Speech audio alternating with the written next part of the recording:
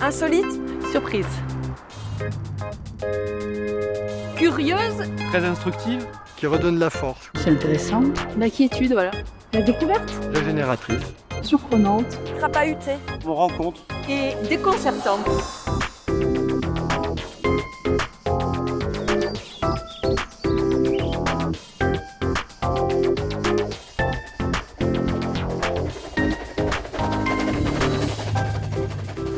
D'abord d'un point de vue historique.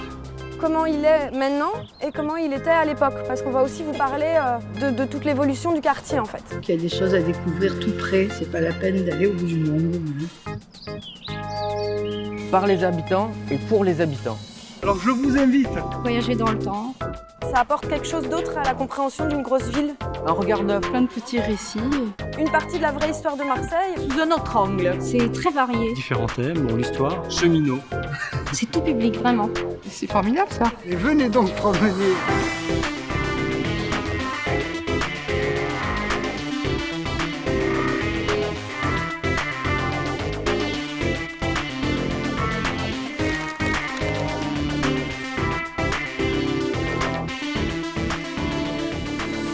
Le monument le plus remarquable de cette pyramide.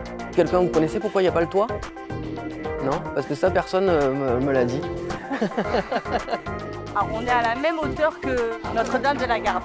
Les premiers habitants en fait. L'existence. Dans ce bâtiment, il y a donc aussi la gare. Vers la nature, vers la lumière.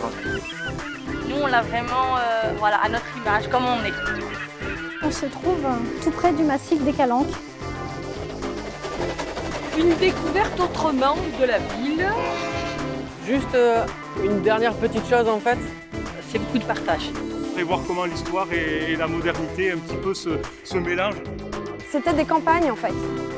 Ça c'est le dépôt où on va aller. Dans l'histoire d'un quartier, on trouve que c'est un endroit important.